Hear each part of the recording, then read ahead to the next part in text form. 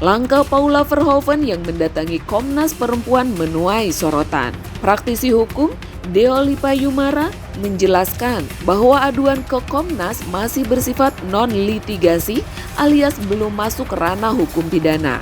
Menurutnya, aduan ke Komnas Perempuan lebih ke arah curhatan hati untuk mendapatkan saran dan perlindungan. Jika nantinya ditemukan indikasi kekerasan fisik ataupun psikis, Komnas bisa saja menyarankan Paula untuk melaporkan secara resmi ke pihak kepolisian. Kalau kemudian kita bisa timbang-timbang secara umum ya, sebenarnya ini agak menyebarkan si Paula kan, begitu. Tapi kalau Paula nggak melaporkan kan berarti bukan menjadi persoalan hukum, karena ini kan delik aduan.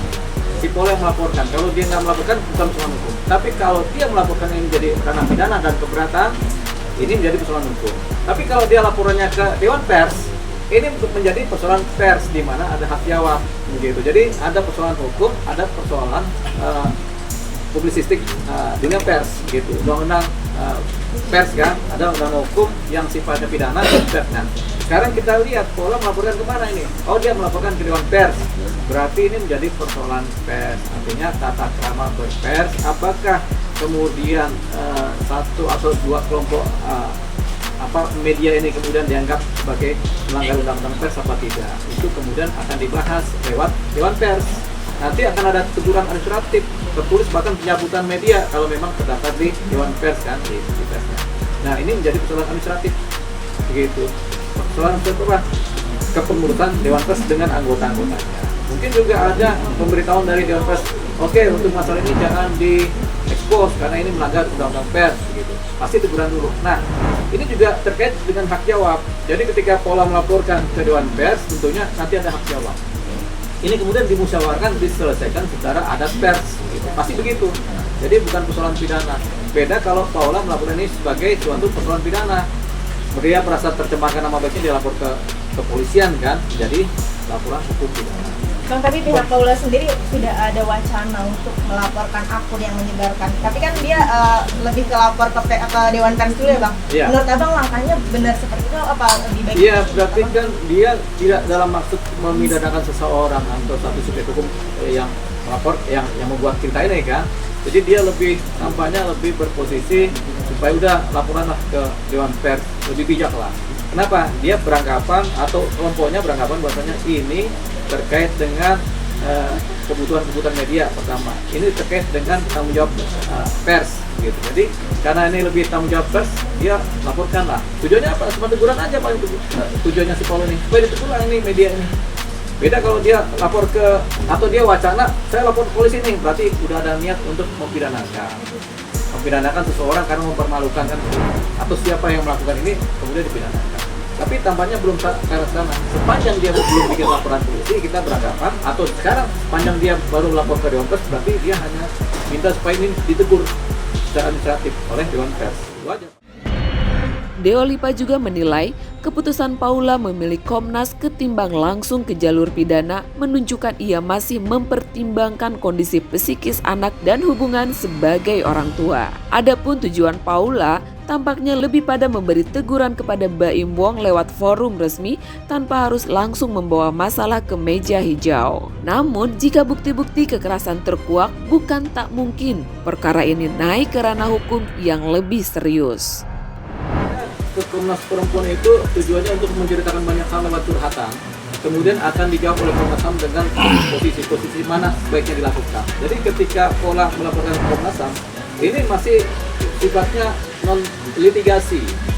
Ini sifatnya masih bukan posisi hukum, masih sifatnya curhat dan minta tanggapan. Karena sepanjang masanya Komnas Perempuan ini hanya untuk memberikan masukan-masukan, memberikan masukan-masukan kepada orang yang menjadi korban, mendampingi, melindungi, dan memberikan cerita tentang hak-hak seorang wanita.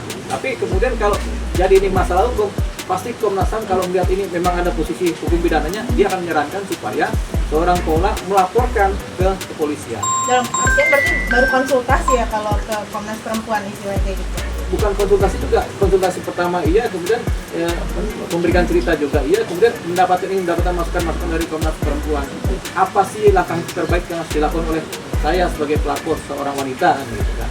Nah, kalau kemudian ada temuan-temuan dari pihak Komnas Perempuan bahwasanya memang ada dugaan KDRT, setelah lihat gambar-gambar bukti-bukti memang ada kekerasan baik seksual maupun kekerasan psikis atau kekerasan fisik kepada seorang wanita, Komnas Perempuan akan memberikan rekomendasi kepada siapa, kepada sekolah untuk ya udah Anda buatlah laporan kepolisian supaya ini diproses secara pidana karena ini ada dugaan tindak pidana yang dilakukan oleh misalnya seorang Baik Wong. Bang, kan Paula sendiri sudah punya bukti dan dia datang ke Komnas juga bawa bukti Bang, tapi dia lebih milih ke Komnas. Ada kemungkinan nggak sih kalau Paula sebenarnya masih nggak tega sama Baim kalau mempolisikan mantan suaminya Bang? Kita bisa lihat tendensi-tendensinya seorang Paula dan kelompoknya yang memberikan pengacaranya, bahwasanya mereka lebih kepada jalur yang kalau bahasa umumnya sih jalur curhatan gitu kan, dengan dampaknya paling teguran. Jadi tampaknya mereka masih bijak, mungkin masih bijak sih seorang Paula ini, karena kalau dia bikin laporan pidana ini yang kena nanti mantan suaminya, yaitu bapak dari anak-anaknya. Mungkin itu pertimbangannya, jadi Paula tidak melaporkan ke ranah pidana gitu. Jadi dia paling supaya nanti Baim dipanggil, dia lapor ke Komnas HAM, Komnas Perempuan, nanti Baim dipanggil sama Komnas Perempuan untuk ditegur, diberikan teguran-teguran kan begitu. Ujungnya kan begitu selesainya.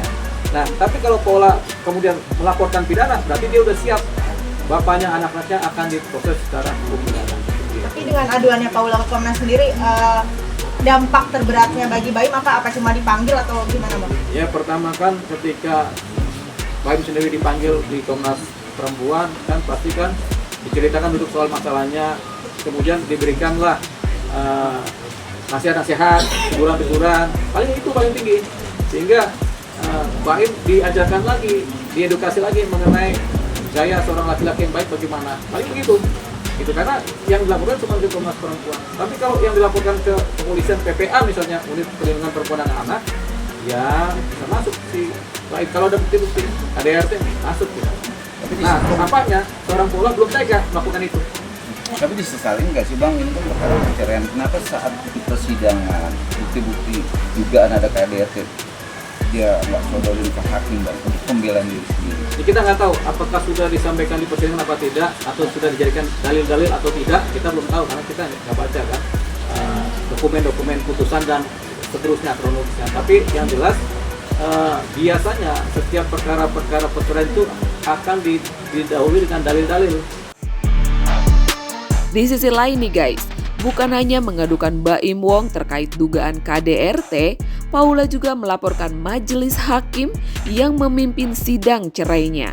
Ibu dua anak itu juga baru saja menjalani pemeriksaan di kantor Komisi Yudisial pada Senin 5 Mei kemarin. Kedatangan Paula ini masih berkaitan dengan laporannya soal dugaan pelanggaran kode etik Hakim Pengadilan Agama Jakarta Selatan terkait putusan cerainya. Dalam kesempatan ini, Paula terlihat hadir didampingi kuasa hukumnya guna menindaklanjuti laporannya terkait kasus tersebut.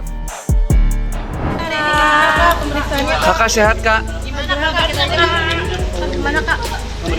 Hari ini pemeriksaan seperti apa kak? Menghadapinya kak? Mungkin persiapannya gimana kak Paula? Paula? Paula? Mungkin udah ada tanggapan kak dari KPI-nya kak? Paula mungkin tadi tanggapan dari pihak saya seperti apa kak?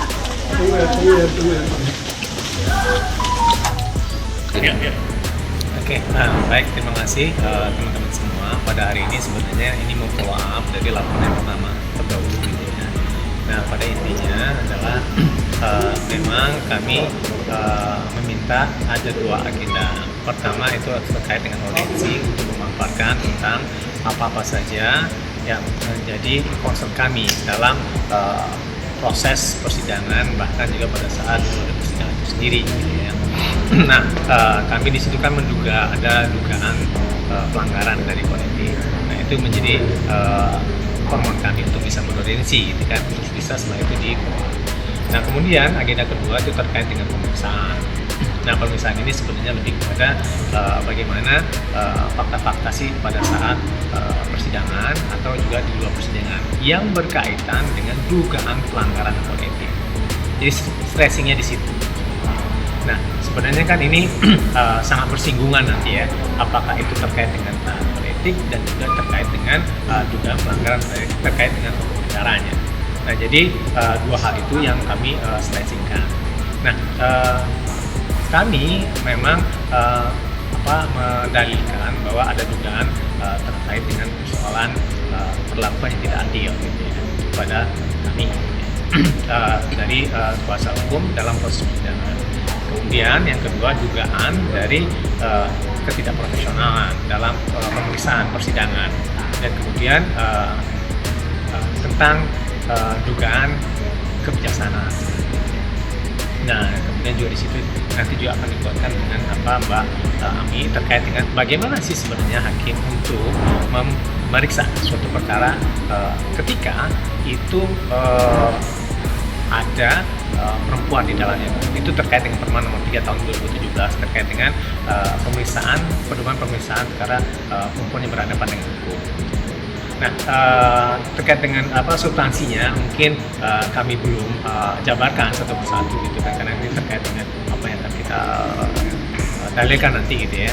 Dan kemudian setelah itu mungkin ini juga sangat rahasia gitu kan, itu mungkin sangat dimohonkan untuk pemahaman dari teman-teman semua bahwa ini merupakan terkait dengan hak martabat orang juga sebenarnya gitu kan. Oleh sebab itu makanya kami mohon untuk tidak kami sampaikan satu persatu terkait dengan bentuk-bentuknya, walaupun secara substansi sebenarnya dulu waktu pada saat di Pengadilan Agama itu sudah disampaikan gitu kan.